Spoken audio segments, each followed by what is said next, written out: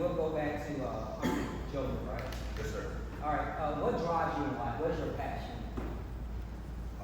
Man, y'all, believe it or not, y'all are my passion. You know what I mean?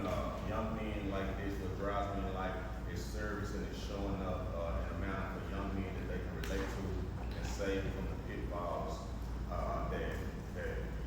that's essentially waiting for them, right? I've been through a lot in life. Fatherhood or neighborhood. It was founded after my brother was murdered. My brother was tragically murdered back in 2012. But versus taking that and saying I'm going to inflict pain on them, and I'm going to do this, and I'm going to go into all of these negative things, God put it on my heart and my spirit to show up and serve and save young men such as yourselves, and just to convince y'all and to make sure that y'all understand y'all work, that everybody has a purpose and that you are here for a reason. You know, so that's what drives me, and that's what I do every day. Appreciate that.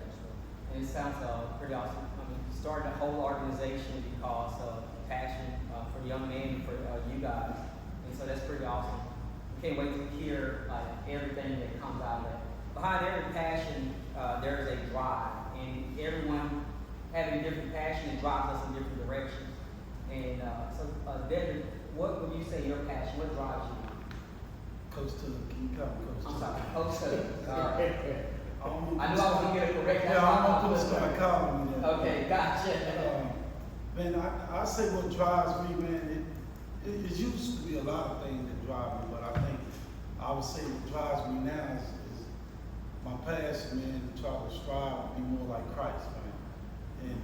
And that came about when I was incarcerated. So my push now is to keep younger ones like them, man, prevent them from making the same mistakes that people like me have made in life, whatever. So the purpose to utilize, that's why I was saying about sports, use sports as a platform, because sports always been an attention getter. So we use the sports, trying to make sports come to and paint a picture to a person's everyday life.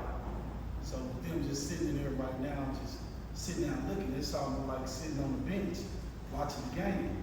But then again, being if you sitting on the bench watching the game, you still part of the game. You just ain't got called up in it yet.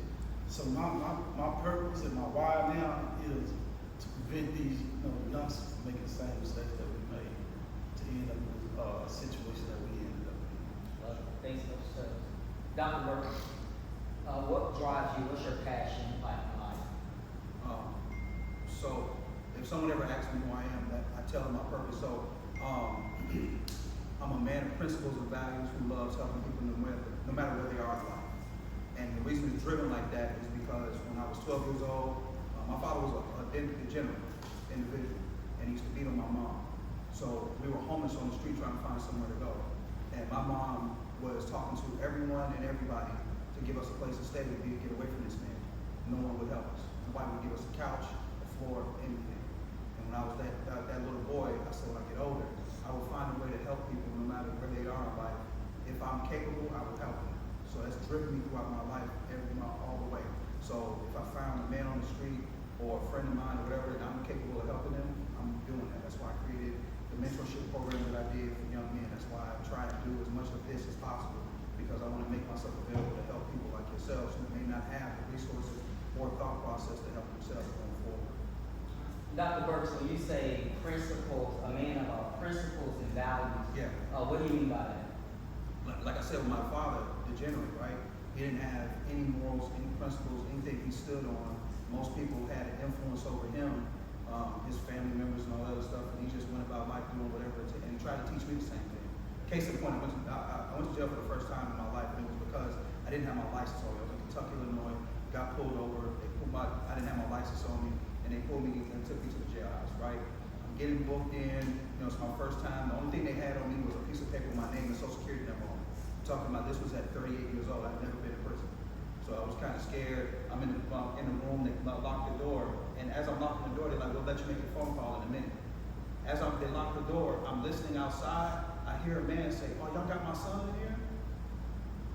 The one person that I can call to get me out of jail is now outside the door getting booked.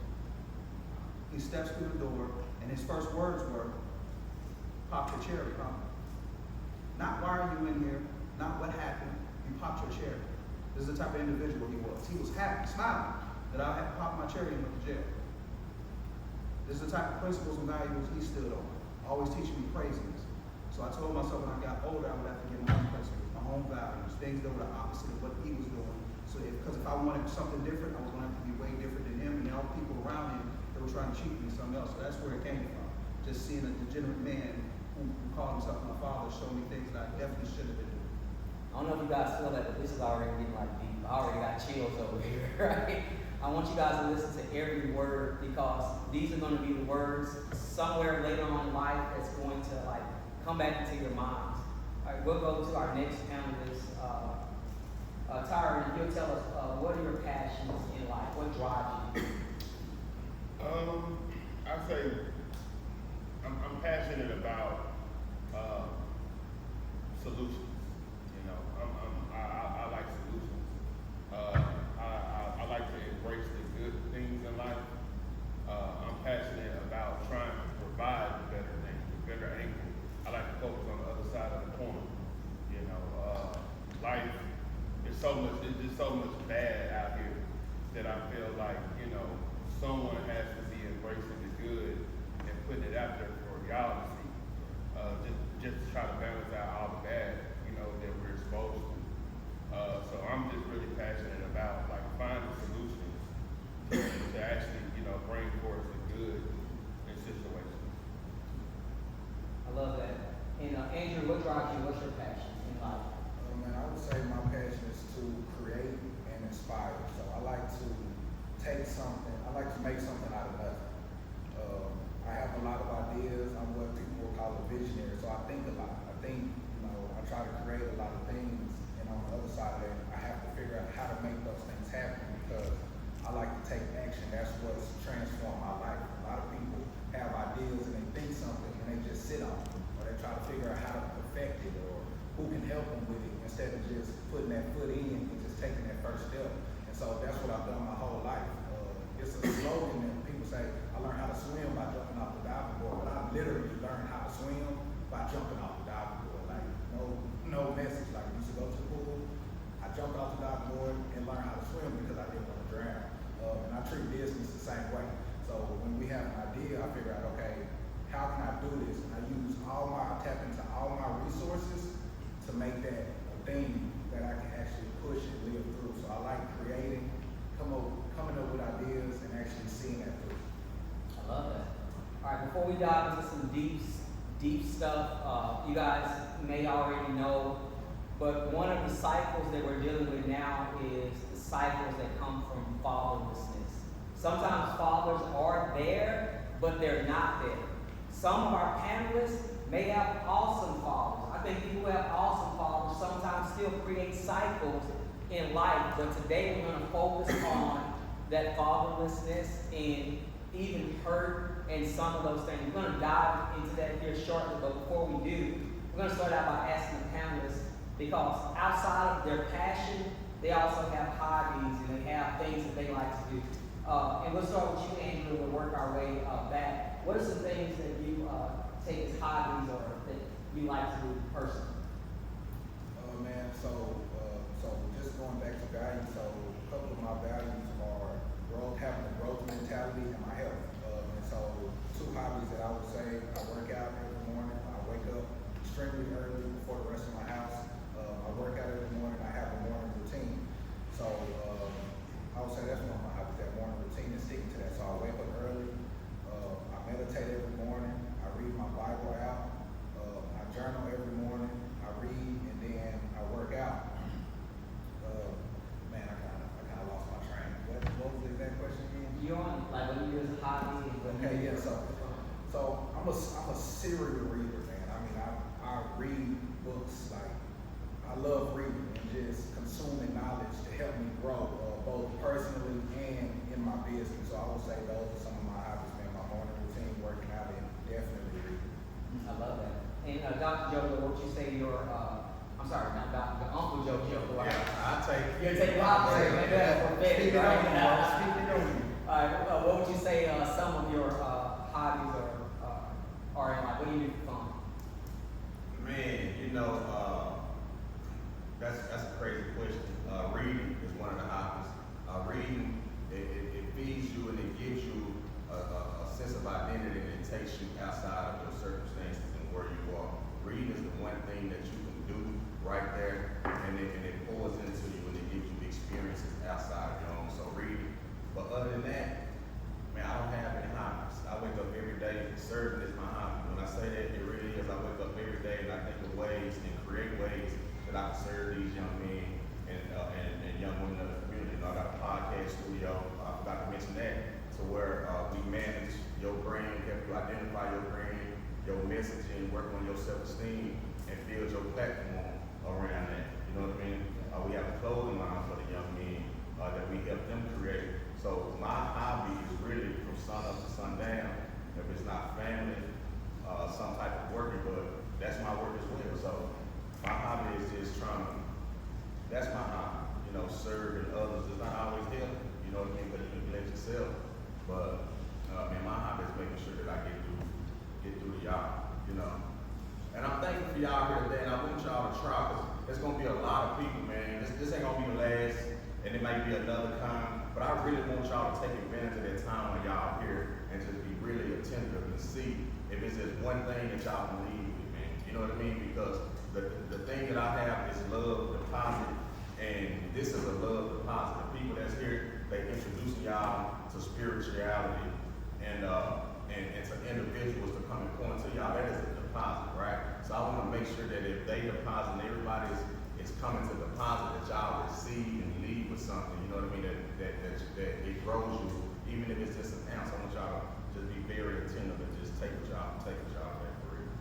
When you were speaking, it kind of remind me of that saying that said, when you do what you love to do, you'll never work another day in your life. So it sounds like that, you know, your lifestyle is what you love to do. So it kind of all blends in with this is It's what what I was I here to do. do. It's not what I love to do. It's like what I was here to do. You know what I mean? Like this is truly, it's a freeing and paralyzed feeling when you know what you're here for. Like you get that. Like this is what I'm here to do. You know, so I do it every day. I love it. I love it. All right. Coach Tubbs, what would you say are your hobbies? Things that you do for fun? Coach, you know what I'm saying? That's why I kind of laced the name as it is. I'm saying I like coaching life, man. You know, when people hear the word coach, they think it's all about sports, but you know, it's some coaching that goes on in life, and especially encouraging in the process of that. So just like with them sitting right here right now, one thing I would say that I can encourage them in right now, that y'all a different type of group, man. I'm saying y'all able to sit still. I'm just paying attention to my surroundings. I'm saying one thing that life done taught me is always pay attention to your surroundings. And since I've been here for almost 25 minutes, each one of them, they got a gift that a lot of kids they don't have. They know how to be still. They know how to pay attention. I know it took their phone, but even without their phone, y'all operate without their phone. And those type of things, when y'all really think about it, that's an impact. That's strength. I'm saying this is people that be doing a whole lot of things, man, but I'm saying as you coaching in life, man, these are the type of things that y'all gotta get coached up on to know the difference of who y'all are individually and collectively too. So then I love coaching as a hobby, working out and just serving in my community, man. I love it. And Dr. Burks, how about you, sir? Man, so I broke it down into 4 areas of my life, right? So mind, body, relationships, and business.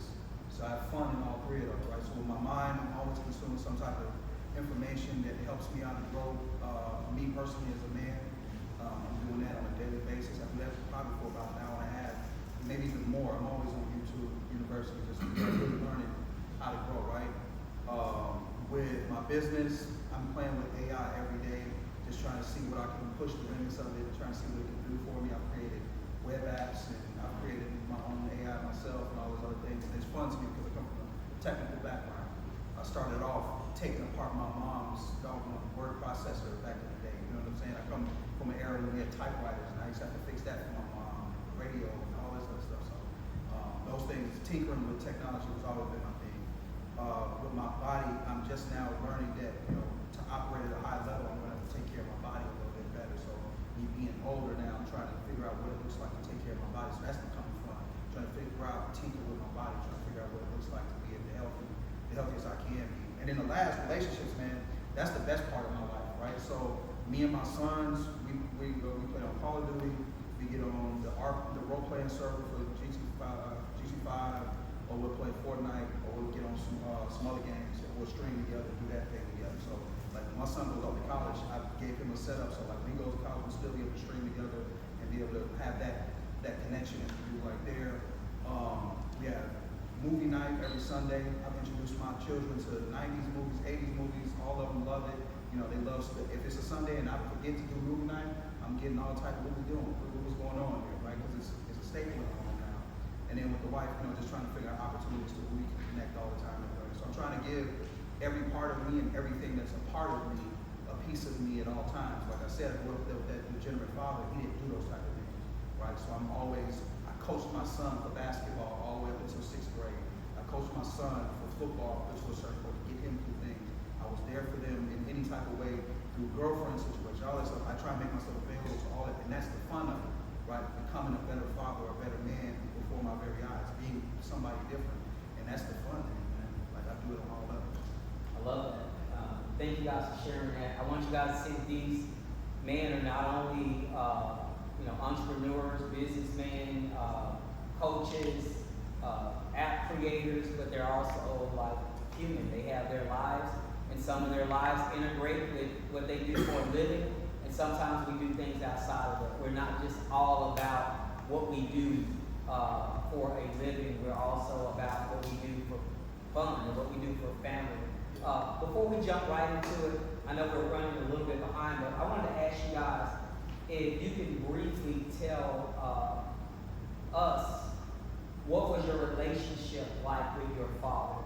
I know many of you guys in the room have a certain relationship with your father. Some of you guys I know personally, some of the others I really don't know, but I think we're all in some space where we have some type of relationship with our father. If my son was to say, you would ask him that question, I probably would be over there and be like, man, come on, really? Because we need to hear that, though, because we need to know that we're not alone. Clifton said earlier, you're not alone. You're not the only one that maybe have a struggle in some areas. You're not the only one that feel like, hey, I don't think that something is right. And so I want to ask each of our panelists, we will start with Uncle Jojo. What was your relationship like with your dad, or we're going to say, what was your relationship like with your dad growing up? Not what it is now. Some people have changed that dynamic. Growing up, what was your relationship like? My father died when I was a sophomore in high school, and we weren't talking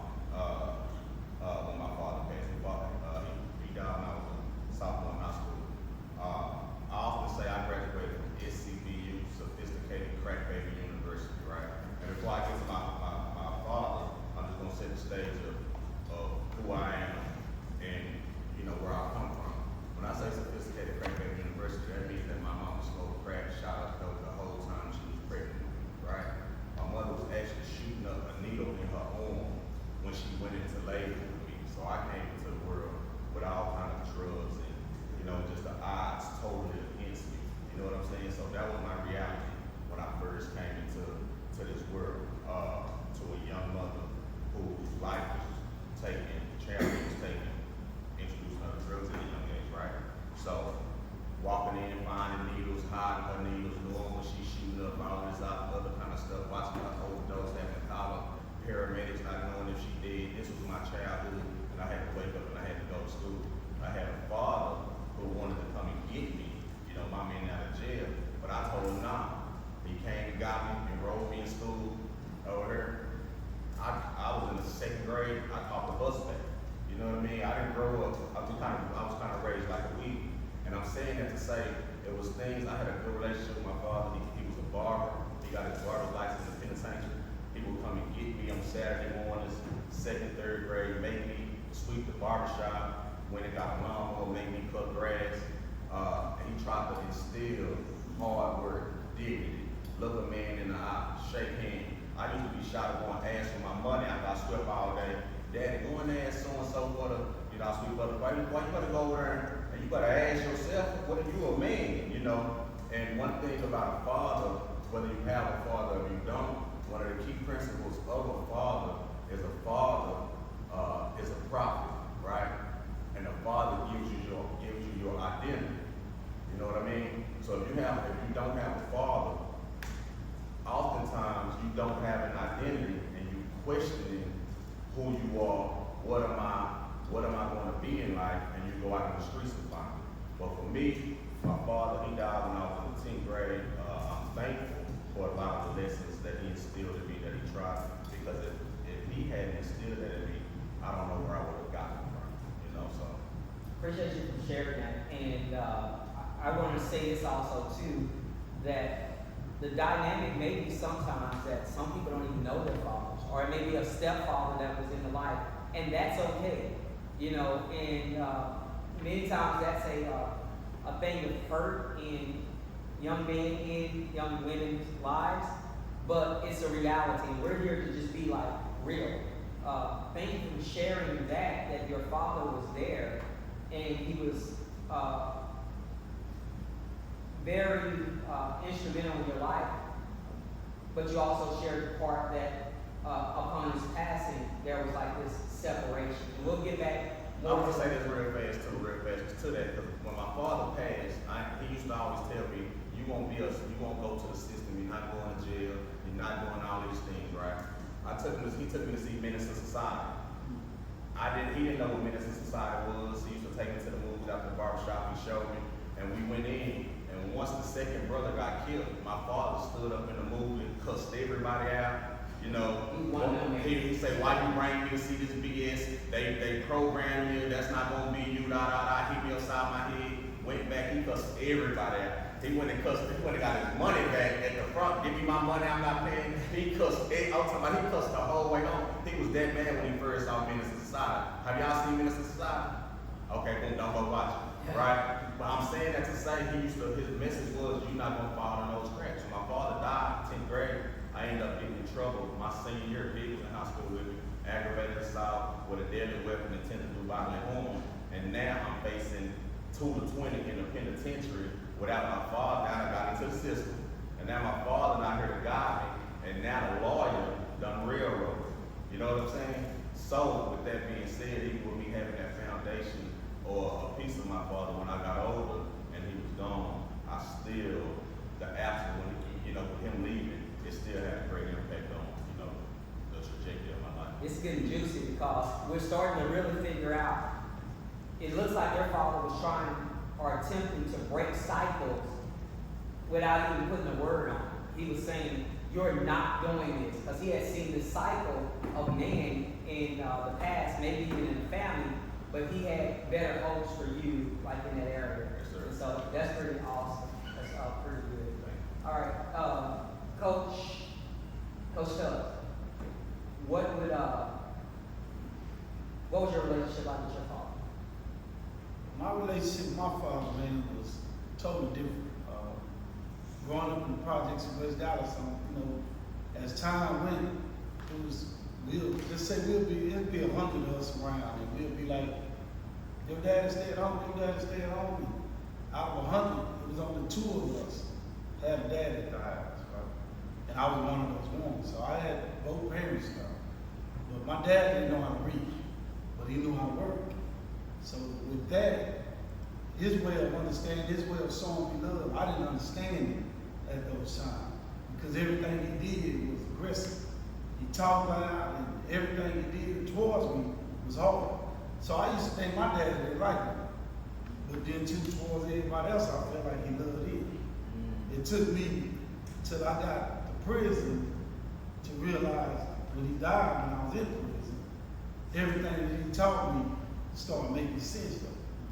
And then, some of y'all might experience this. I'm saying, but if you experiencing something like that, sometimes somebody, talking to you just how I'm talking right now, I'm talking loud, but am I cussing y'all out or anything? No, that's how my dad is. But he'll be talking loud, but this was his way of showing love, though, and what they call love language. And his language for love was talking directly to me, no matter how loud it might sound, but it was still out of love. I didn't understand that until he died. So with that, I'm saying I started realizing, because same way he was to me, I'm like that towards every kid that I love right now. But the main thing that I do, I make them understand, hey man, I'm doing this out of love. There's such thing called tough love. So I can actually say, man, my relationship with my father, man, was a blessing. I'm saying it was a blessing because I'm saying I'm instilling this here in kids, but I'm doing it in a way that he didn't know how to expand on. So other than that, I learned a lot. I learned a lot from him. And Coach, there was a generation where they didn't even use the word "I love you." It was just kind of like you just did what you did, and you were expected to know like "I love you," but to have those words come out of the mouth and confirm. The reason why I'm saying this is because I love you. It almost is kind of like weak for men and women in some generational like settings in generational areas. Good you said that, because you know I struggle right now with my wife. I've been married 10 years, and I struggle with showing affection because he didn't show affection. Still to this day, I'm 46 years old, and I don't never remember my dad hugging me. I don't never remember my dad telling me he loved me.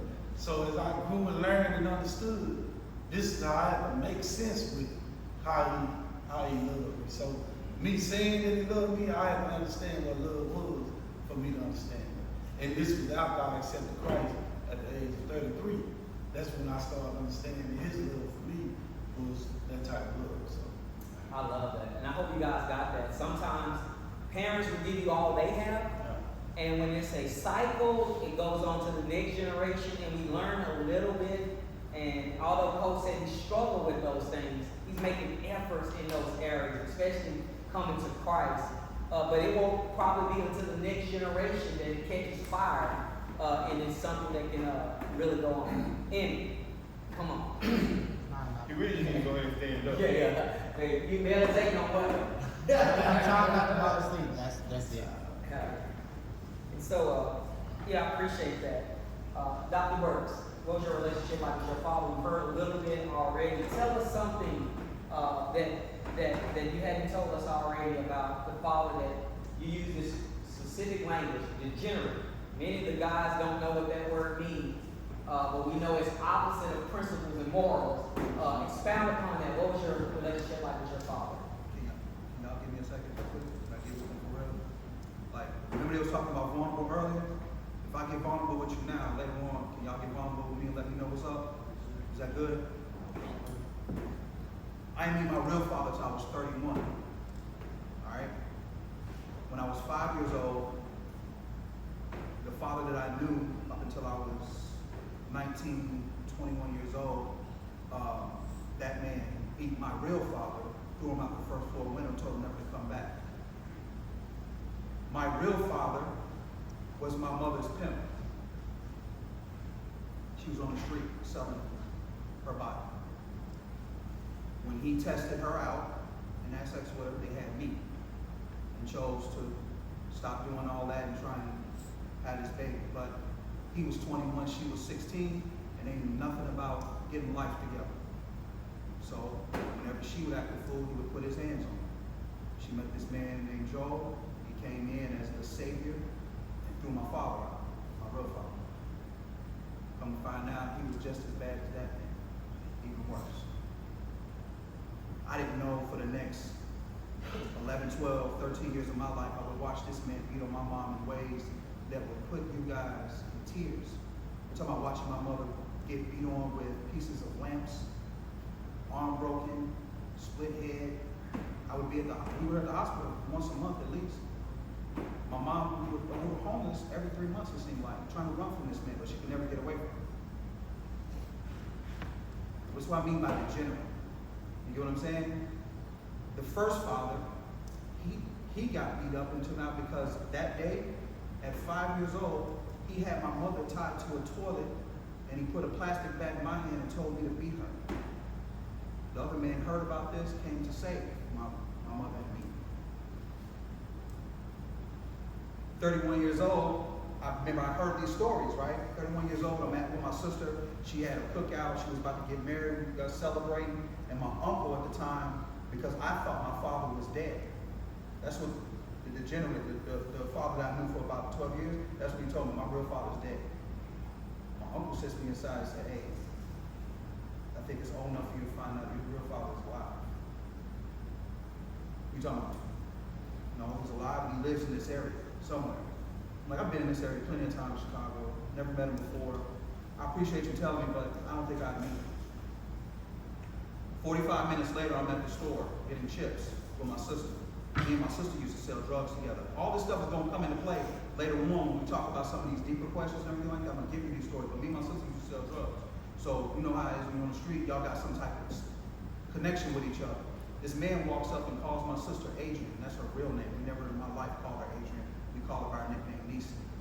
She looks over his shoulder and looks at me. I tell her, I got you. He said, your name is Adrian, right? I step around the corner as I push my sister aside to say, who are you? I'm looking this man in his face and I know exactly who he is. But I need you to tell me. Who are you? He says, Will Michael? My fist balled up.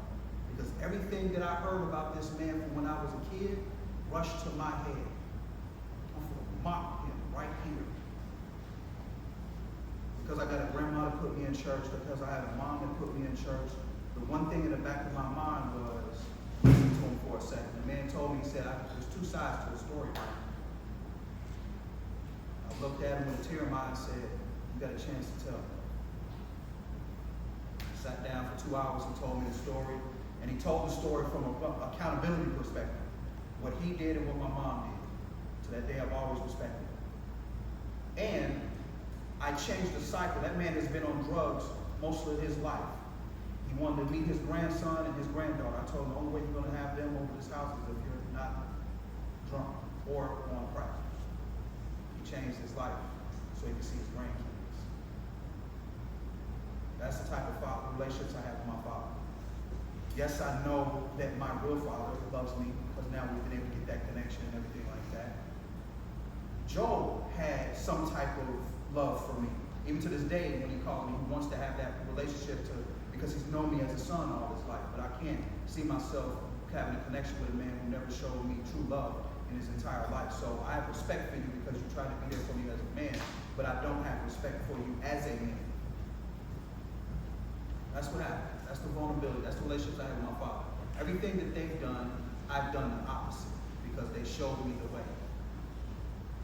Just because you got a degenerate father or a bad father doesn't mean you don't have the right role model. If they're showing you a different way, go the opposite direction. You get what I'm saying? As they go through more questions, I got more for you, but I will always be this vulnerable with you guys about my life because if I don't, you'll think that you're alone. Like they say, you'll think you're alone in a situation. Like your problems and situations at home are just yours. No, they're not. They're recycled all over through life. Some of us went through it differently. Some of us got through it positively. Some of us got through it negatively. But we got through it.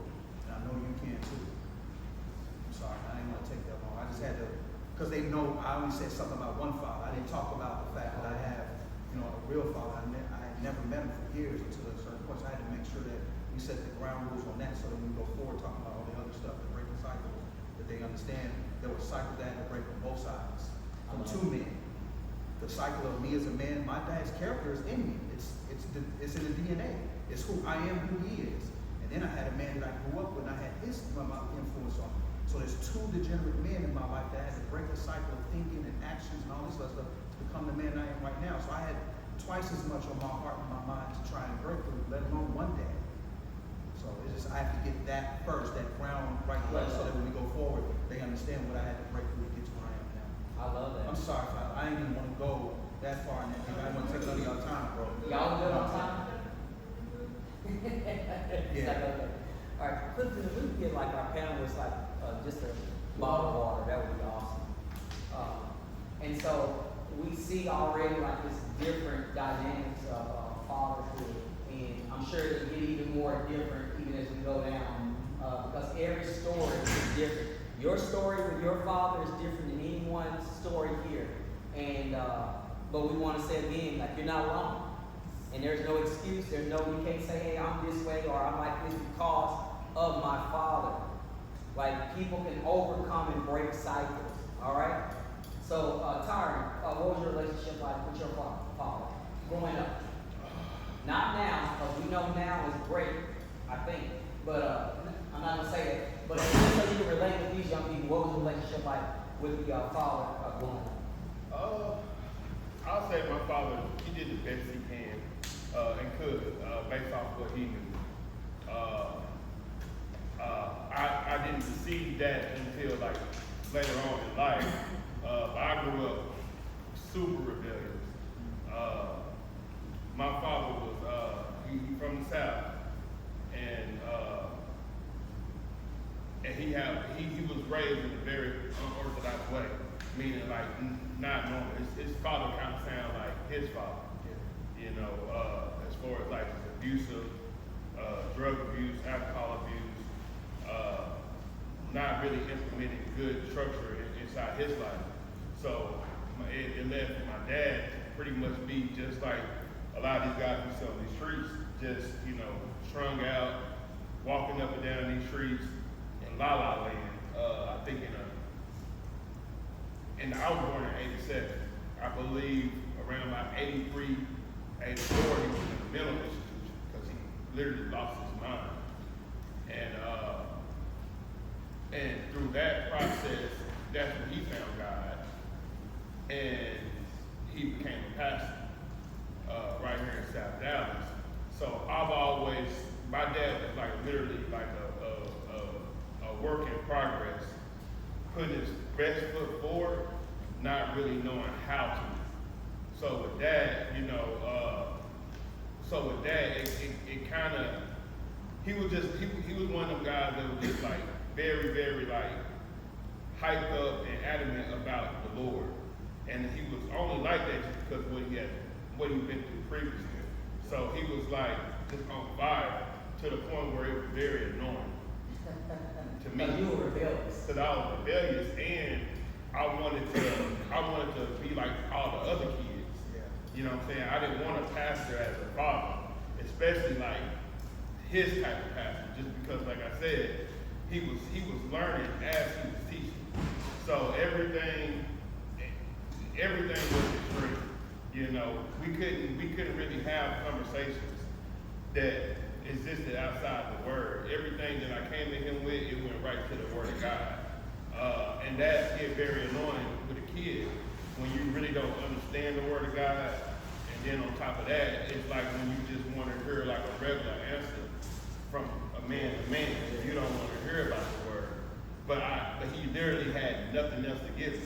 Anything else he would have gave me wouldn't have really been beneficial to my life because he didn't know nothing. So I literally was raised by someone who was really working on themselves for a long time, just undoing everything that he had already been through. Very, like I said, very unorthodox. He was so, I thank God for it. My mom is actually blind, you know, and he met her blind, you know. I say that to say, like, that's kind of how his mind is. You know what I'm saying? Like, for a guy to marry a blind woman, bro, like, either you got something for that, or you might be a little out of your mind. You know what I'm saying? And I feel like it was like a combination of both at the time. You know what I'm saying? But you know, it worked out well. We have a good relationship now, and it wasn't bad then. But it was very awkward. It wasn't, he didn't know how to really relate. He didn't know how to really like be vulnerable with me. You know what I'm saying? And he wasn't really open. Like we never, to the day, we ain't never talked about sex. You know what I'm saying? Like he ain't never told me anything about sex. You know, he's a pastor.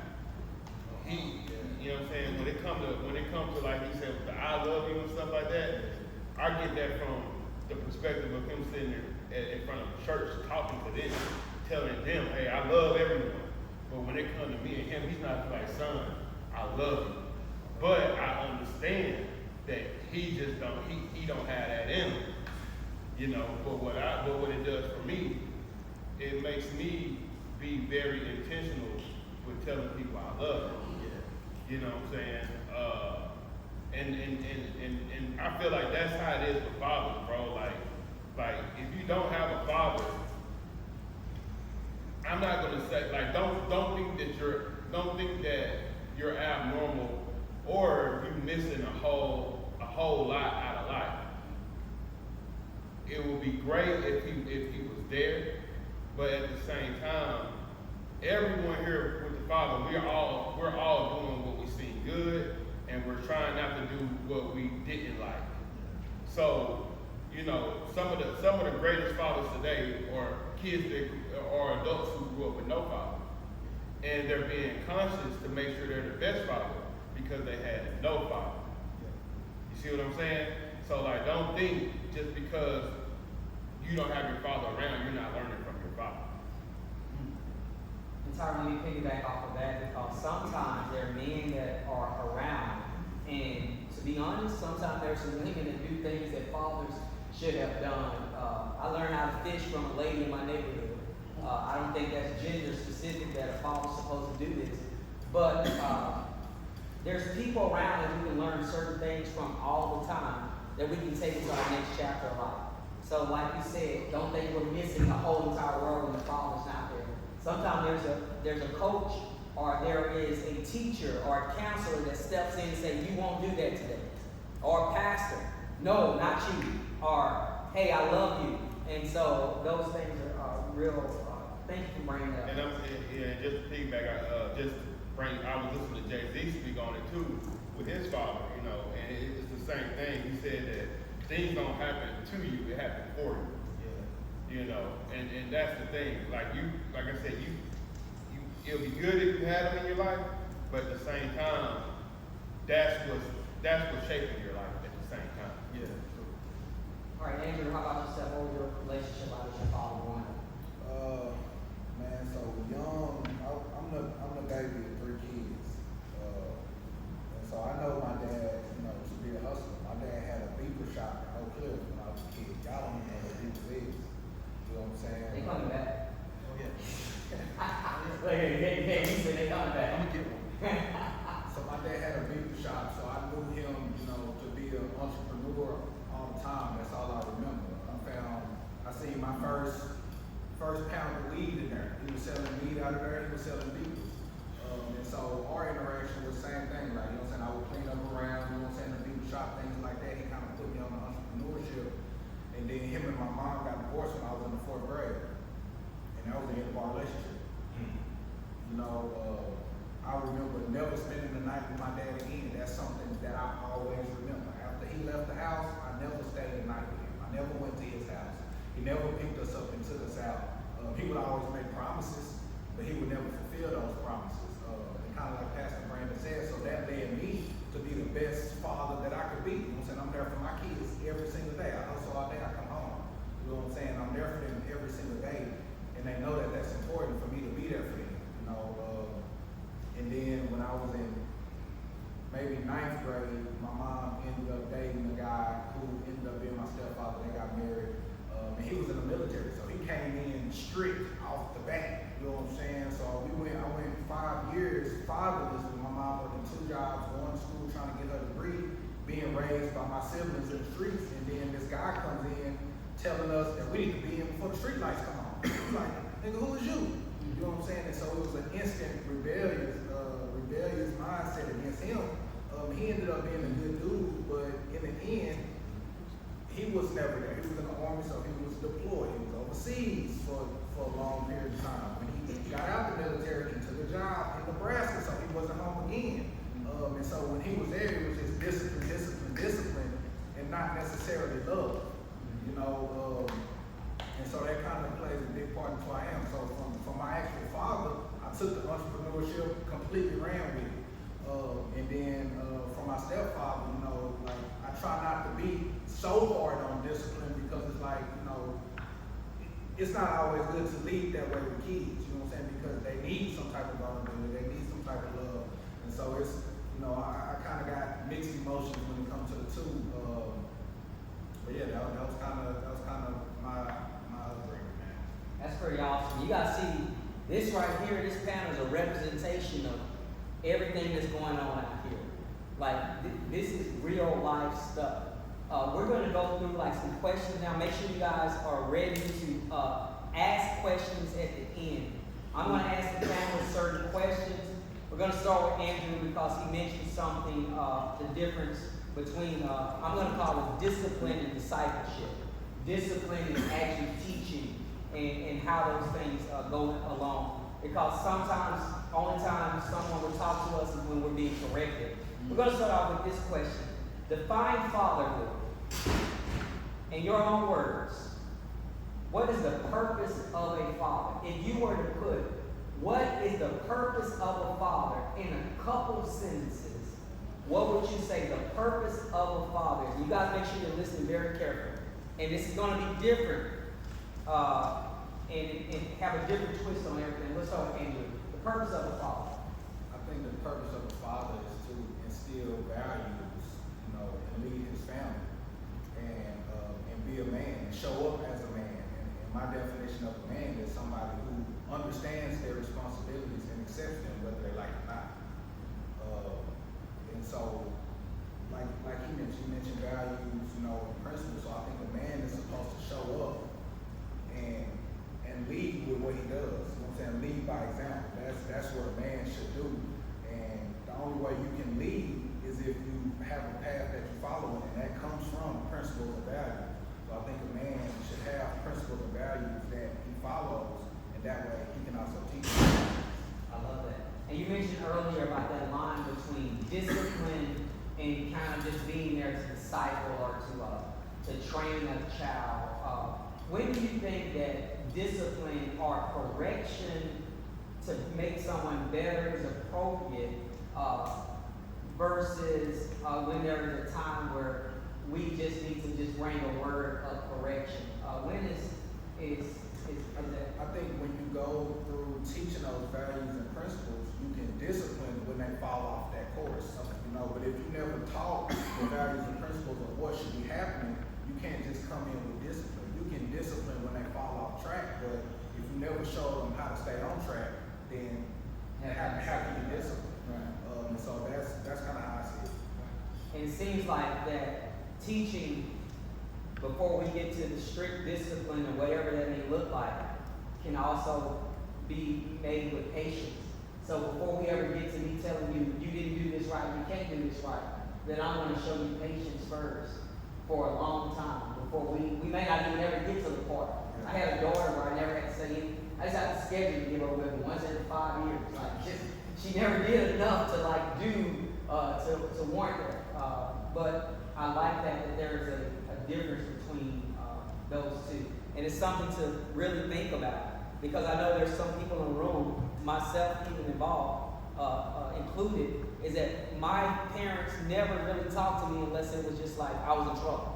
There wasn't any conversations around the table saying, hey, let me show you this. It was just like, you're only going to talk to me and correct me on what I did wrong. Thank you for bringing that out and how your stepfather in 9th grade was a drill sergeant. And it's just like, he had not done all the work that it took to get up to that part to like, now tell me what to do now after you talk. Tyron, what would you define fatherhood as? What do you think a father is? What would you say a father is? A leader, protector, guidance, someone that can correct you. Like I said, someone that pretty much lead the way and allow you to follow. I think it's a lifelong job once you step into it. But overall, I just feel like it's just one of those things where, you know, to me the father he played the most essential space inside the house because he has a balance life, whether that's the kids, his relationship with his wife, and then the things that life requires, which is bills and stuff like that. You know, he got to be able to not be too emotional, but at the same time provide the space to allow, you know, his wife to be vulnerable, and also be able to be vulnerable at the same time. So I feel like it just comes with just, you know, I feel like fatherhood is just, like I said, father play just a real good balance in the home and making sure everything is just flowing right. You know, You said it's a lifelong job. What would you say to someone who says, I'm grown now, you can't tell me nothing, you were there when I was younger, I'm grown now, I don't need a father. What would you say to that person? Keep on living. Keep on living? Keep on living. That's why I tell them, you know, it doesn't stop. You know, I can't, and that happens too, where a person get 18 and they feel like they're grown. Usually, right after that, when you feel like that, you'll get that humbling experience where you realize that you still need your old man or someone like it. You know what I'm saying? So just keep on living. You'll see that the father is needed. You know, a lot of the real challenges we face as fathers really don't start until after, especially if we got a young man, it really don't start until they actually get into the workplace. And they start having to ask real questions and, you know, having to live their own, you know, life out here as an adult. Like I know with my son, he's 16, so it's like right now, it's like I'm already like proactively thinking, you know, about when he become a man, like the different challenges I'm going to may have to face, whether that's him end up getting a girl pregnant out of nowhere, whether that's him going to jail for a couple nights because he done did something stupid, whether that's him, you know, having an accident in the car, whatever the case may be. Like, even though he's going to be 18, all those things still going to fall back on me, and I'm going to have to try to figure out, you know, how to get him through those things. So it's a lifelong lesson. Then when you get talking about grandkids and all that type of stuff, you know, fatherhood just keep going. Sure. Dr. Burke? So mine, remember, principles and values, right? Mine wasn't given to me later on in life until I started going to church, really diving into the Bible. So I've always been this way, but then it solidified once I got this scripture. So in my case, it's based off a scripture, and there's two phases to being a father to me, right? So the scripture is 1 Timothy 5 and 8. A man who does not take care of his immediate family is like an unbeliever and should tie a milestone to his neck and cast it into the sea. Let me get you an understanding of what's, if you do not take care of your immediate family, God is seeing you as an unbeliever of him. And it is better to kill yourself than to do that. He's telling you to tie a milestone to your neck, cast it into the sea. It's better to commit that sin and kill yourself than to not take care of your immediate family. That's how I took that. I was like, all right, that's important to God. So let me figure that out. So it's two phases to being a father to me. There's the first stage from 0 to 18, or 18, which is protect and provide, right? Protect the entire family, make sure that I'm making the wrong mistakes, making the wrong decisions, make sure the household is in a safe place, making sure in a safe environment when we're out and about. That's protecting. Protecting them from themselves sometimes, right? Then there's providing opportunities and resources and all these other things. All that is for you, providing structure so that you can understand your thought process, so that when you transition to the 18, which is for guidance and advice. Once you're 18, I cannot make decisions for you, but I can guide you and I can advise you. Me and my son are transitioning from that now. He's 17, he's about to turn 18. So I'm getting him to understand what the transition is about to look like. I cannot tell you what to do, and I cannot make you do things, but I'm going to give you the best advice I got and the best guidance I got so you can make the right decisions. And he's starting to understand this whole conversation is shifting now, and he's moving into that space where me and him have a different type of friendship now. Right, so I based that off of that scripture. That's the basis of it. Just understanding that I have a real responsibility to my family according to God's word, and then I created a structure to where I don't overpower everyone in the household, especially my boy, to get an understanding. When it's time for you to transition to being a man, I cannot make manly decisions for you. You're gonna make mistakes, you're gonna do some stuff, but I'm here for you, bro. I got your back. I'll try and give you the best advice possible. He's turning out to be an amazing individual. He's from Chicago, so his mom had him quickly. His mom had him all the way until he was 16. He was on track to being crazy. Like, so, you know, we come from a different side of Chicago, the part that you hear about, right? So he was smoking weed, having sex, almost got put in jail, still in the car and all that stuff. So he get here, completely changed his life now with the structure that I gave him. Now he's going to East Texas Baptist University with 2 scholarships, one for football and one for track. Ranked in out here for track, all that stuff. So me giving him the love and support that was based off of those principles from the Bible changed his life. And he's written notes to me constantly about how I saved his life. So I thank God for giving me that structure of what it looks like to being a man, so that I can show him how to do so as well. You guys heard that? All right, hearing all of these things, that's awesome. All right, Coach, your definition of a father. What is a father? Foundation.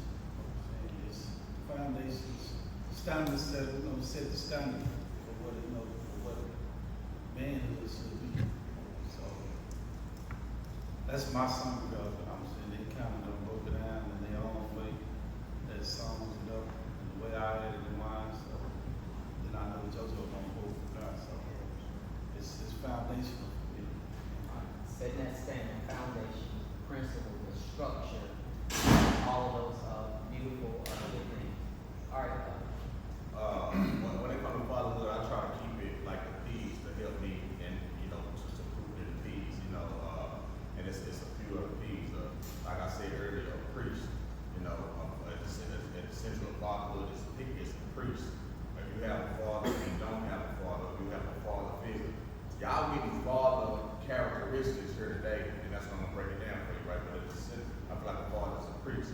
What is a priest? A priest is gonna introduce you to a God source or something higher or outside of yourself that you can be governed by. You know what I mean? Your mama give you that too. But as a father asserts that for you. As a father, y'all come to mentor y'all fathers or other people, as a provider. It's provision. Providing, people think that it's just money, but it's not just money. It's a certain provision and a guidance that a father gives, you know what I mean? And putting you on the right track, acting like a bumper part, so where you have a safety net, you know what I mean? Like if my father's right here, I'm not going in the gutter. You know what I mean? I can strike out, I can do all those things, but I'm not going in the gutter. A prophet, a father, to me is a prophet. And when I say a prophet, a father speaks life and identity into who you are and tells you who you are and who you should become. You know what I'm saying? This is, for me, these are all integral in being a father. So we got the provider, and then we got the protector, right? So those are 4 P's, that's how I break it down. And the father protects, prophet, and a priest. And when you look at, let me show you something, man. They got studies that show that when a father roughhouses with his kids at a young age, that teaches them empathy. That gives them empathy formation that, like, this is biological. You know what I'm saying? It releases dopamine and oxytocin in your brain that translates to love, and then it translates to a good feeling. But it teaches you, like, dang, outside of myself, that teaches empathy. So your mom saying, roughhouse boy, don't be doing him like that. No, that's really teaching you control of your body and empathy formation. If a father's around, like, this is biological, bro.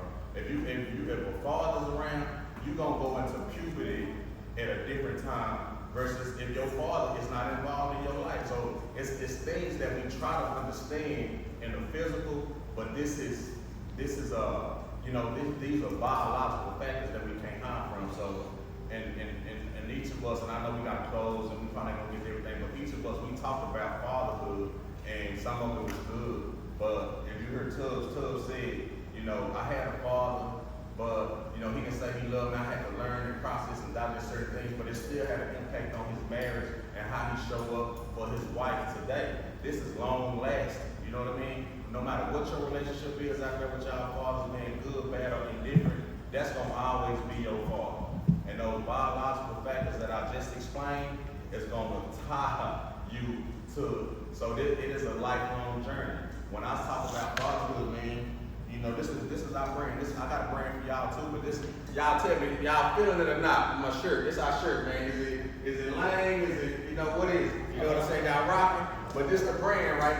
This is fatherhood over everyhood. This is the brand. So for me, everything that's in the community that's going on right now, this incarceration, when, man, I'm gonna wrap it up, I promise, but if you don't have a father, they call it daddy deprivation, right?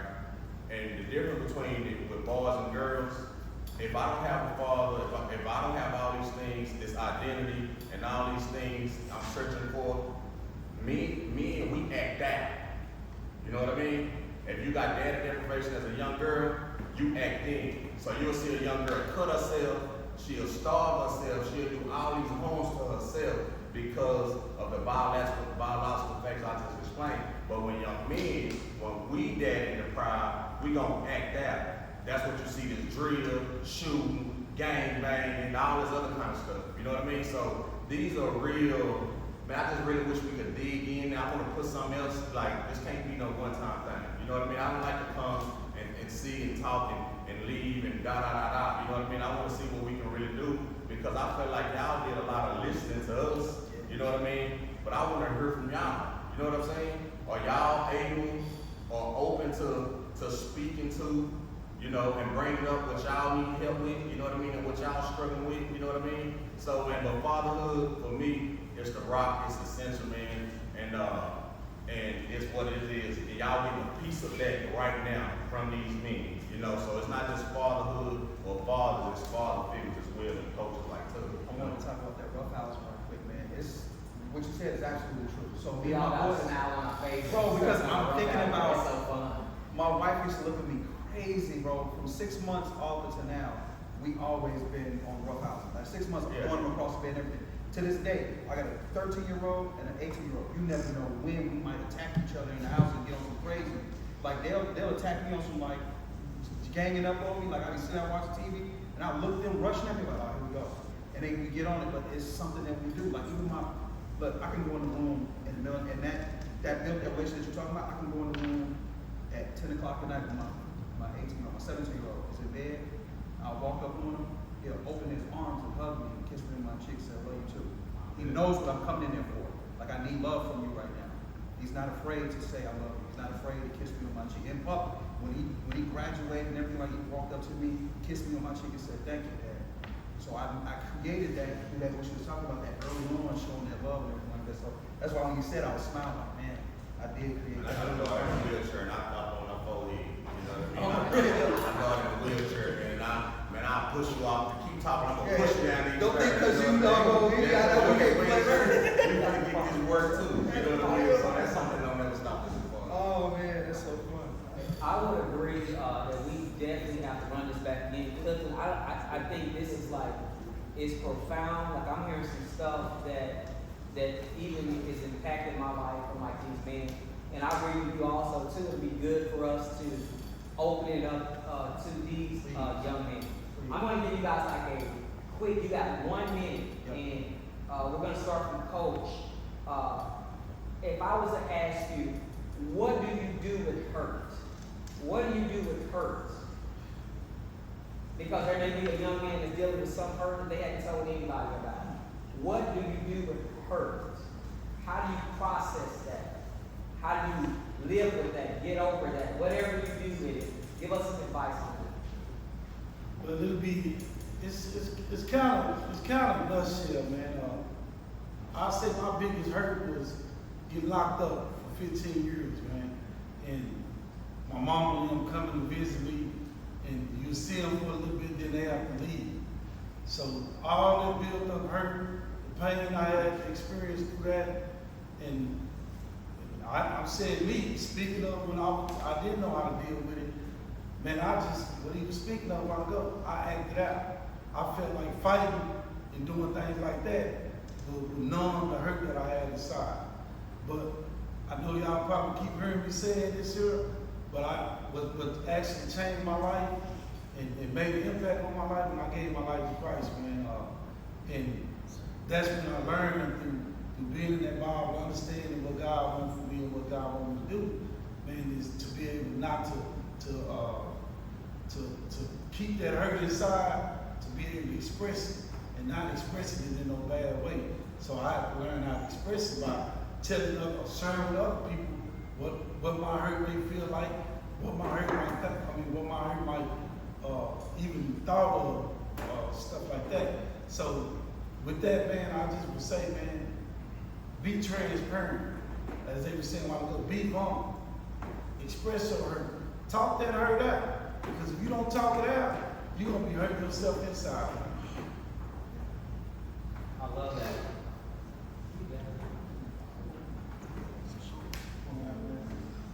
Yes. Yeah, so when it comes to like pain and hurt, like I said, I'm the type of person that's always focused on the other side of the coin. So when it comes to pain, bro, I look at it as normal to the point where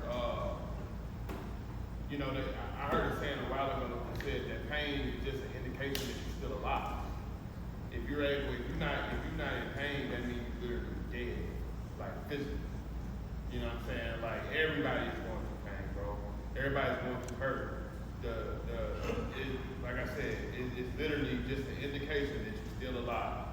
So when I process, when I'm hurt or I'm not feeling good, I look at it as an opportunity to still live and fix that. However that is. But what I'm not doing is beating myself up about being hurt, because that's just indication and letting me know that I'm still in the game.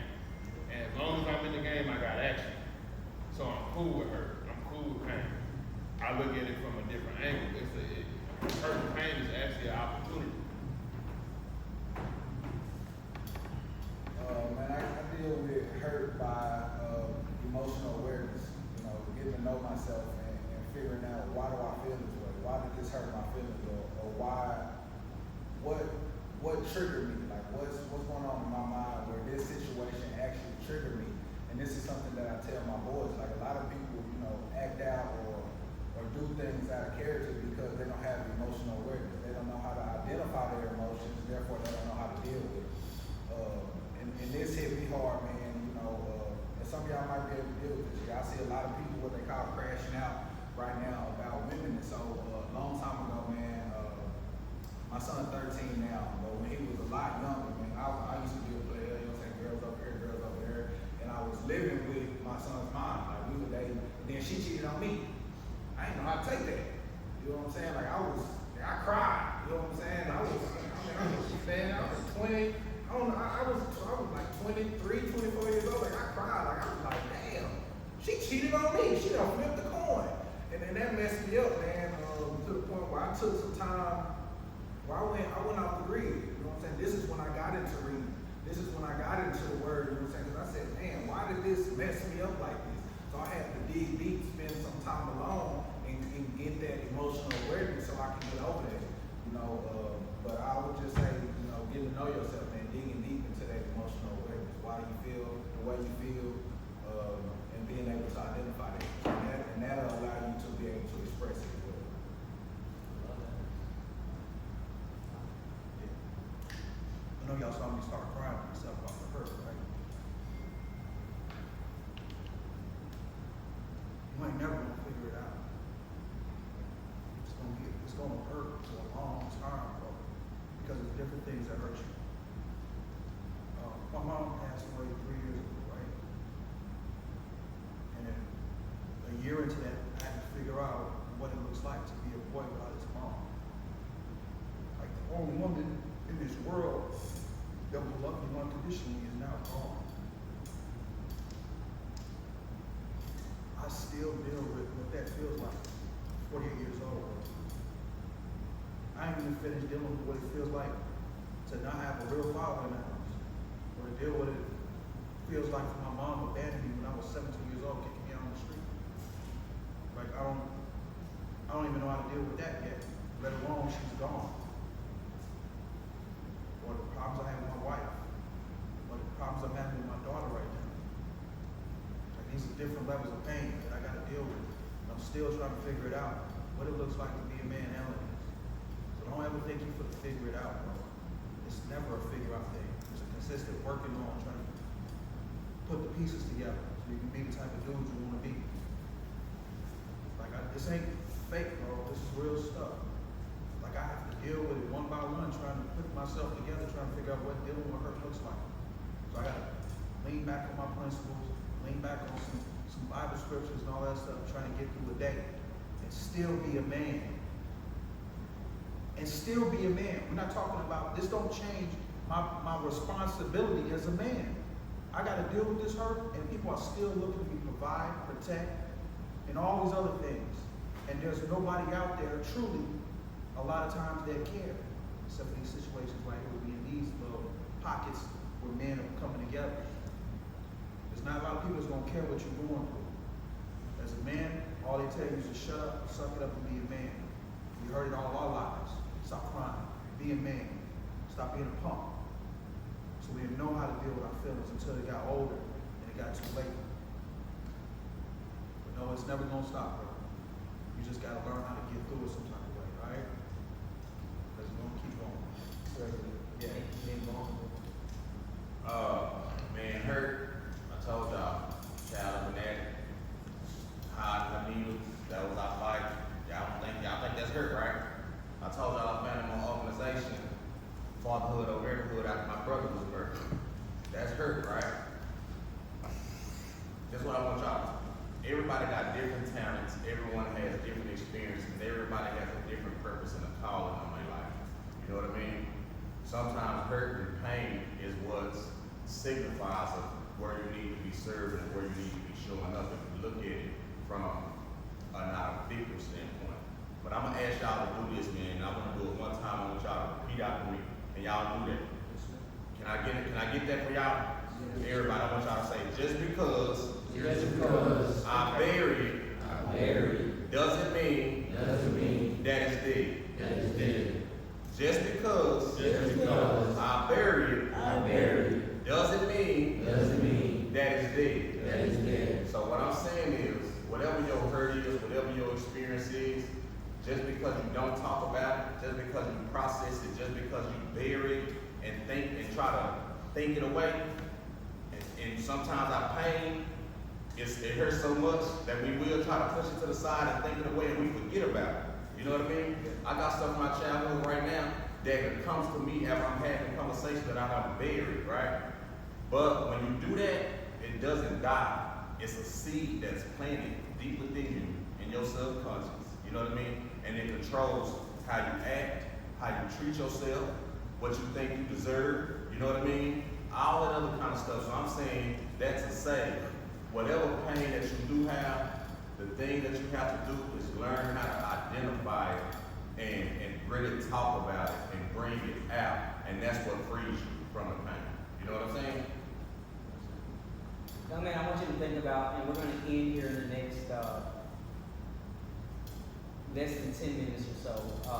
Be thinking about, and grab that paper in front of you. I want you to write down, if you would, an area in your life now that you may have hurt or pain. Something that you may even ask God about why. Something that you're mad about and you may be acting out because this is something that's like, kind of like in your heart. Something that makes you like say, whatever. You know, I hope you guys understand what I'm saying. Write that down, and I don't want you to say it. Just write it down, and I'm going to take those cards, and it will talk about just a couple of those things, right? Write down something good. Nobody's going to, don't put your name on it, but what hurt do you deal with? What makes you pain? While you're doing that, if a coach will tell us about a few of these pictures that are on the screen, you guys can see those pictures. And I think Coach has some dialogue on some of those pictures. Well, really quick, they had a section on there that says pain and purpose a while ago, right? And this is real pain. What's the oldest up in her? 17, 16? 18? 18? Who 18? I'm 19. 19? Okay, I was 18 years old, first out of high school, and a basketball star, right? I'm To my everybody in my community thought I was gonna go to the pros and everything. I just came home from a break. 3 months out of high school, so I was in college. I was at the Valley. Came home for a break, and my cousin and them, they jumped in the car with me, and we rolled and we get pulled over. They had robbed somebody for $17 and 11 cup with a pellet gun. With a pellet gun. You know, they got all the different guns these days, them little fake guns. So they robbed somebody for $17 and 11 cup. I've never been to juvenile or nothing like that. But I'm the only one that's really doing positive things. And when they stopped us and took us out of jail for it, I'm the only one that got 20 years for it. Now I ended up having 30 years and did 15 years for that. That's the pain that I didn't never understand, because in that jail cell, I had to take my mind from college to prison overnight. But I had a basketball ability that God gave me, and that's how I started freeing myself playing basketball in there. But through all that, 15 years up in there, 15. I ended up now, my first year in there, I just said to myself, man, these people ain't gonna let me out. I changed my whole mindset. Everything I saw growing up in my neighborhood, I started being that right up in there. Start being aggressive, beating up people. I was speak over gangs up in there. I'm selling drugs. I had 3 girlfriend officers up in there. To where everything, I could snap my finger. And I'm one of the biggest unit in Texas, Cofield unit. But in all of that, I'm saying, I just started just saying, a lot of people thought I had a life sentence.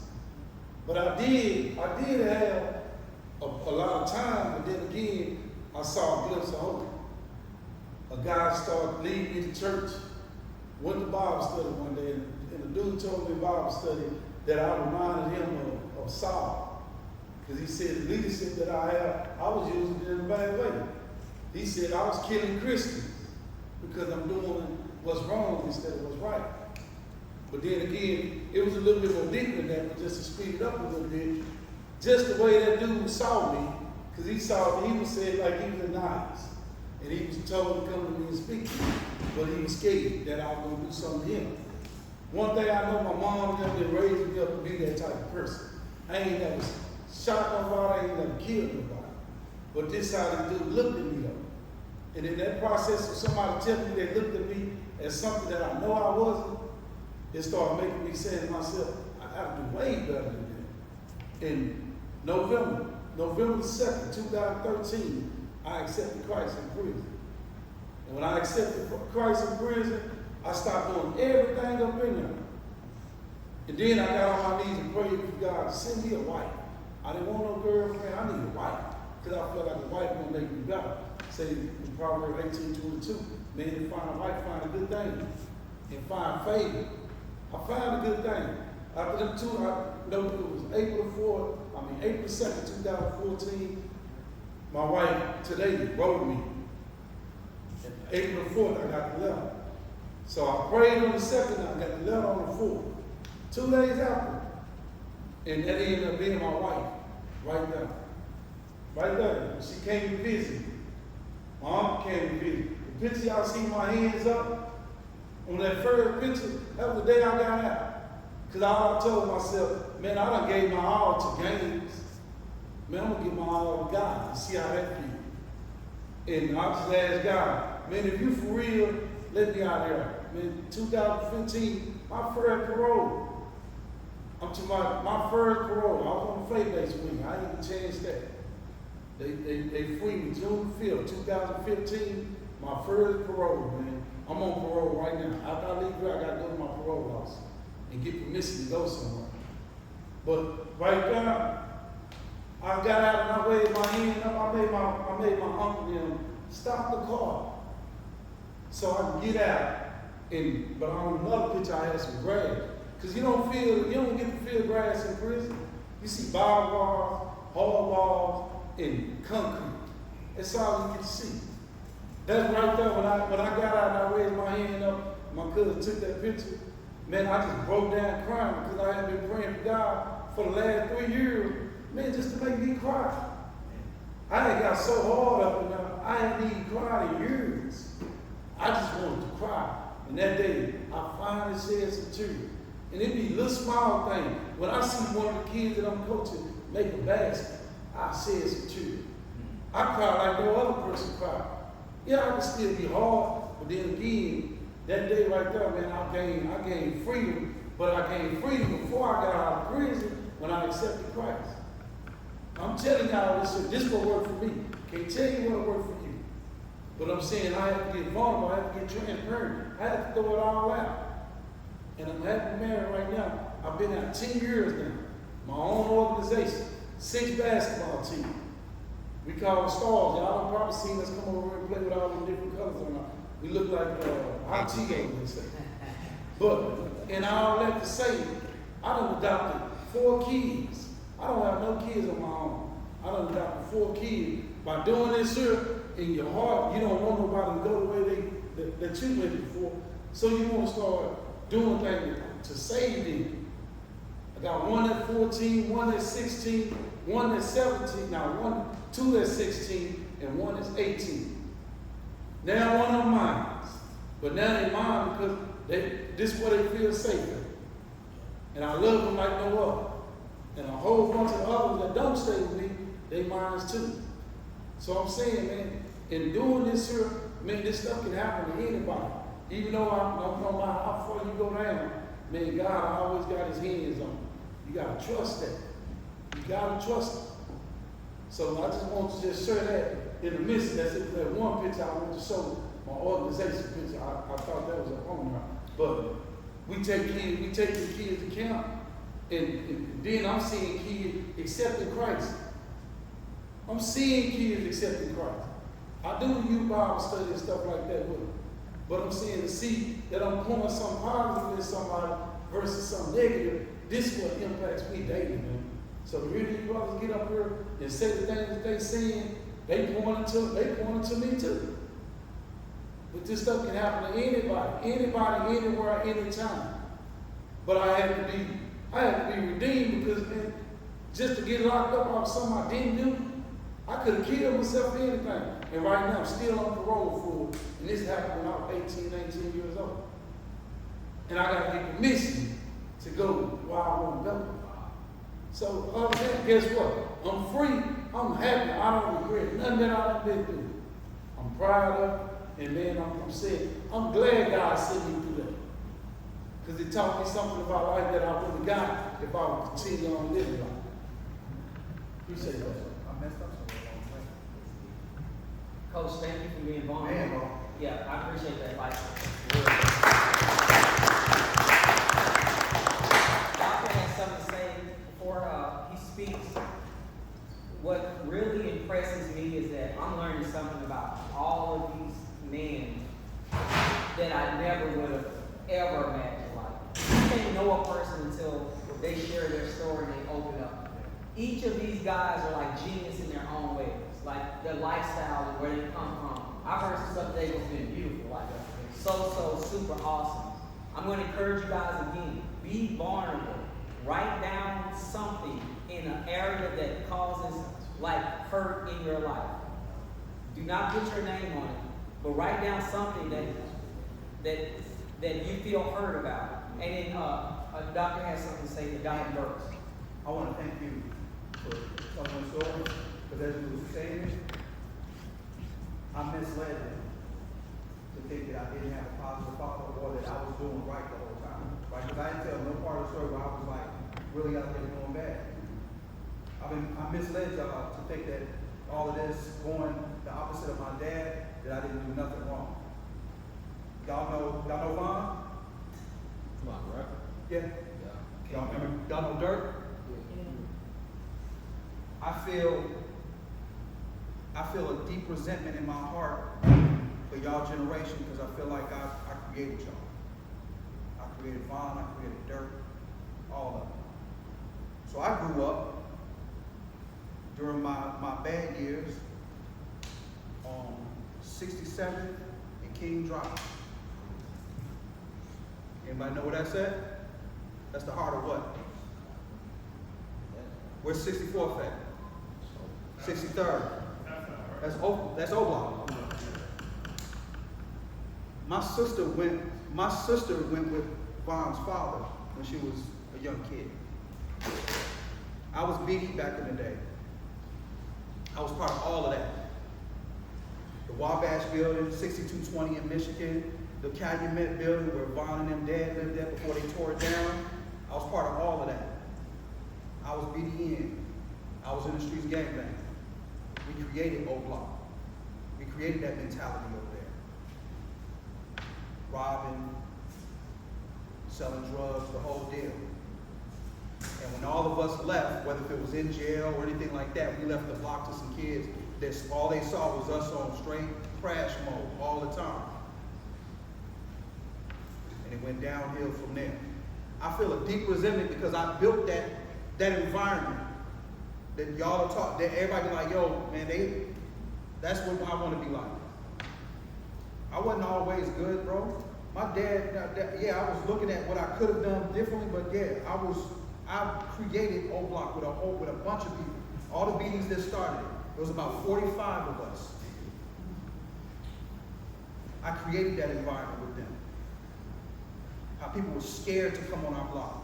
The Calumet building, when people came on the block, you had an ID to get inside of the Calumet building. Not one that was state ID, an ID that we created for you, so that we know that you're not in opposition.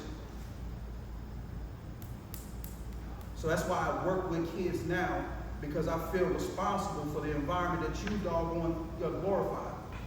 The music is dope. I love both of those guys. But I was with their fathers when we was out on the streets, robbing people, gangbanging, taking people's coats, their shoes, putting fear in people's heart. That's what I did. So I was selling drugs, and I'm gonna tell you about my real father now. I was selling drugs. I owned the block. That was mine. I had 3 blocks in two different directions, all 4 directions. That was mine. That was my territory. I had 45 people up under me. But you couldn't sell on my block. Look at this. You couldn't sell on my block unless you went to church with me on Sunday. If I see you in church with me on Sunday, you couldn't make money on my block. For a whole 3 months, while me trying to tell them that you had to be in there because my mom told me I had to be in there, people's lives was being changed, mine in particular, because I went from being the man on the block to transitioning off of it, because God was working on me through there, telling me that you're different, showing me what leadership looked like. If you can lead them, you can lead anybody. You can lead them in the right direction. So slowly but surely, people try transitioning out, either to go back to the streets because that wasn't their life, or they would transition out and go back to mom and grandma's trying to do right. But Mike transitioned out of there completely, out of the hood, and went to Job Corps and got his life together. But the man, the father that really took my soul and made sure I was right was God for 3 months. That was my real father. That was the man that taught me right. Since then, I've always had something in my heart about Christ. So if you don't have a father, or if you have a father he's not present, or if you just need a real father, dive in that Bible for a second. Get you a scripture that's on your heart. Remember I told you Timothy 1, 5, and 8? That's my principle. That's how I live, right there. You don't have to have the entire Bible in your heart, just a scripture. And that's it. Hey, I know some of y'all got that. I'm sorry. I think this is, I know this is rich, just like Uncle Jojo stood up here and said, this is not a one-off. Like, literally, we want to build off of this because it goes deeper than that. Like, I know these 2 men, and I know what they do every single day. They literally pour their life out. They give their life for young men just like y'all. So I'm gonna just tell y'all, it goes from here. Matter of fact, this picture right here, I'm gonna just sit up here and just this organization connect to the connection. Say this right here, next week. Not this weekend. This weekend, sir. Sunday meeting. How many you taking? 140 this time. Taking 140 youth to kids across America. He do it every year. How long you been doing it? Not 10, this will be my 9th year. This will be his 9th year, so he do this every single year where and these ain't kids he just pick up on the streets. These kids that he literally walk with, he touch, he involved with their families all the time. And just like Uncle JoJo, You do something every year too, Yeah, bro. we got a retreat. We don't, I went to Kids Across America, but that was one of the most impactful counseling experiences. But we do a retreat here annually out there in the cabins out in Frisco. We do that every year, going back to school. Something like that, you know, just going into, you know, we buy it. So I wanna take a group picture before everybody get out here. But we gotta pass that thing. We can't ride with that. No, Rob. Because I know I know you gotta go. so, I yeah. gotta tell, so I wanna take a picture with everybody real quick, and then literally, these questions that y'all wrote down, I'll go Y'all write down. down. I'm gonna Yeah, take we those got up, and then we'll go ahead and take up, Yeah, we got a couple of them.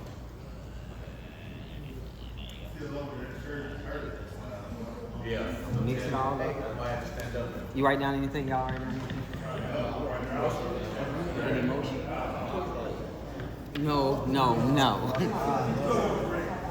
You still writing?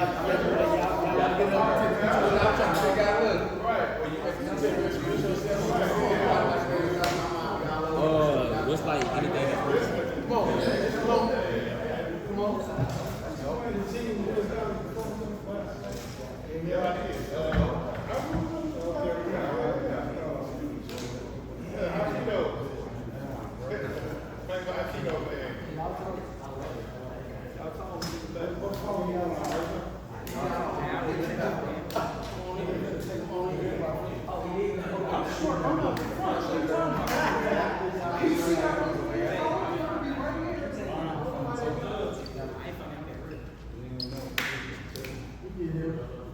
All right, you gotta make sure you're not behind someone. I'm gonna take somebody take a knee. Everybody in the scene. Whatever you do not hide behind somebody. Behind nobody. If you can't see the camera, then the camera can't see you. I'm gonna come up a little bit. All right. 1, You can see. 2, 3. All right. Let's go. That's good. Thanks, sir. Alright, so yeah, man, so now. It's more y'all than can literally go It's to more those than one. questions. I know. If you have them run, Let's do it. hey, let's give our panelists a hand clap.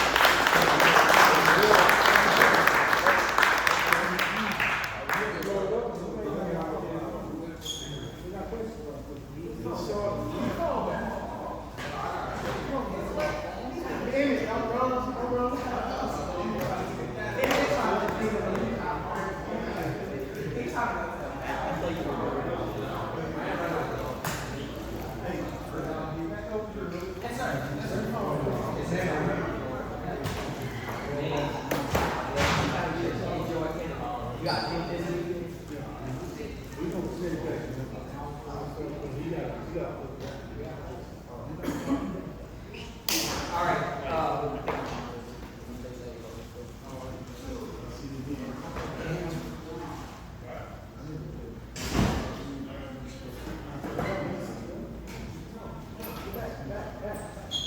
Okay, so our first question is going to be, and then if the panelists can keep it to like, I got you. you got it. Okay, so someone asked the question, when it was time to take leadership, when you got ready to step up and you didn't have a great example, were you afraid? Were you afraid? Did you have like some, like, I don't know if I can do this? Yeah. Short, sweet, and simple, yes. That's, if you're not afraid, I mean, fear is at the root of it, right? But you gotta have a certain understanding that that's just what that is. You know, the courage and the tenacity that causes the overcoming. When I finally took that elect, I had the vision that God showed me that all of my skeletons or anything that I was ashamed of, all that kind of stuff was gonna come out. But you have to walk regardless of that. So yes, that stuff is gonna always be a fear. Right here in your, if saying to do the right thing, right here to your people and saying, no, don't do that, that'll be a fear. So anytime you try to step up to go against or be the leader of, yes, you gotta overcome that fear. And you overcome it by doing it. That's the only way you overcome it. You don't wait till the fear, oh, I ain't scared no more now, I'm gonna do it. It's gonna always be there. You're gonna have to move, and then that's when the fear dissipates. So what does it look like, someone else answer this. You feel fear, And what you're fearing is standing in front of you, but you know you have to do it. What does that feel like to take that first step and to walk into it? And when does the fear dissipate? When does the fear go away, if it ever does? Oh, man, it feels like nervousness, you know what I'm saying? But I think that's what makes you a leader, stepping right into it. And I don't think that the nervousness or the fear really truly ever goes away. Like, just for example, my business, because I hire people to do this, like I make sales calls, so I talk to people who may or may not be interested in talking to me. I've been doing this for 5 years. I mean, I've made thousands of calls. And every time I make a call to somebody who I haven't talked to, I'm nervous, even though I've had thousands of those conversations. And so my sales guy's like, man, how do you get over the fear of not knowing what they're gonna say? You don't. You just do it. And that's the only way. And the nervousness still never leaves, man. Yeah. Love that. Yeah, man.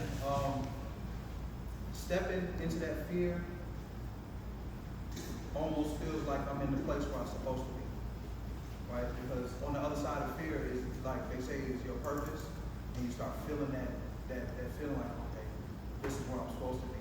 And it's always going to be another step of fear, because the further you get into what you're supposed to be doing, the more you're going to start getting these larger, what can I say, activities and tasks, things that God wants you to do, that's going to keep putting you in this position where you're going to keep getting fearful, because it's more on your shoulders, more on what you're supposed to be doing, more. But the closer you get to what you're supposed to be doing, the better you're going to feel, the more comfortable you're going to feel. So that first step is going to be crazy, but then once you step, and then you step, and you start walking in purpose, it's like, I got this. This is where I'm supposed to be anyway. I love it. I love it. Hey, if someone is accusing you of something that you did not do, one of the young men mentioned like lying or stealing, and you know you didn't do this, and they may be in a relationship with someone who is just always pointing the finger. How do you walk through that? And Tyra, you jump on this one first. How do you walk through that when you're being accused of something that you did not do? I know we've done a lot of stuff, right? But when you're being accused of something you didn't do. For me, you know, I will find comfort in knowing I didn't do it. You know, whatever the case may be. One thing that I realized early on in relationships is that everyone don't seek understanding. Some people, they might accuse you of doing something and you know you didn't do it, and they might not ever give you a chance to prove that you didn't do it. And they're just wired that way. Some people do not care about understanding. So a lot of times you gotta just know what you did and what you didn't do, and just and go through it just knowing that you didn't do it.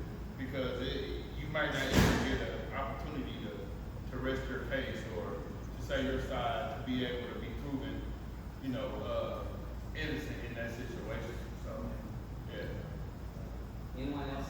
We'll move to the next question. I genuinely don't care what other people think of me.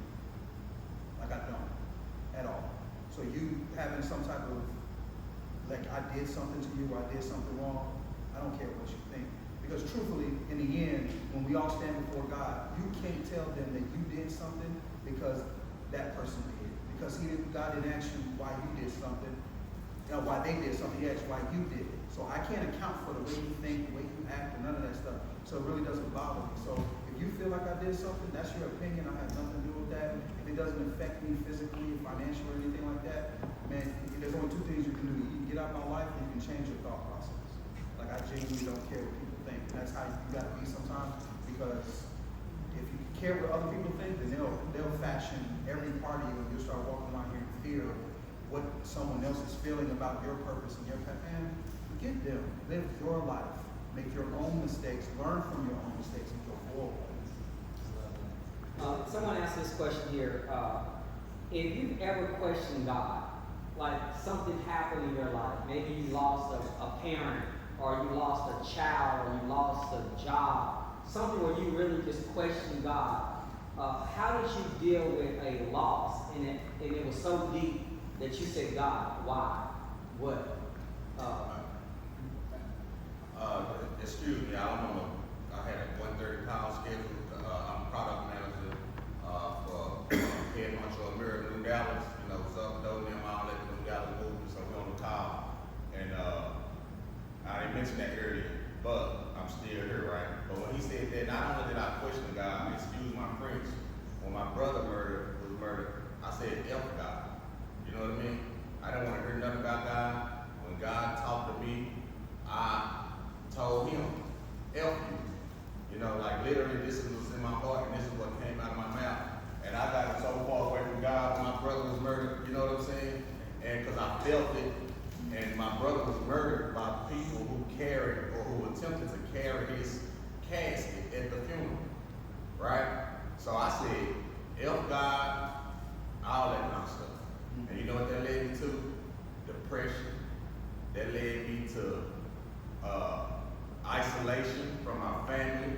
That led me to having to answer to my kids for that state that I was in because I was a depressed father, all that. But what reconnected me to God was the promise that I made and to God, you know, and that's why I'm here today walking. But yes, I have questioned God, and I ain't like Job. Job never questioned or I told God, I don't want to hear nothing about you, don't bring up God, none of that. You know, the people didn't recognize me for that. You know what I mean? But I really understand now, you know, like Tubbs talked about, it's purpose in your pain. It's purpose.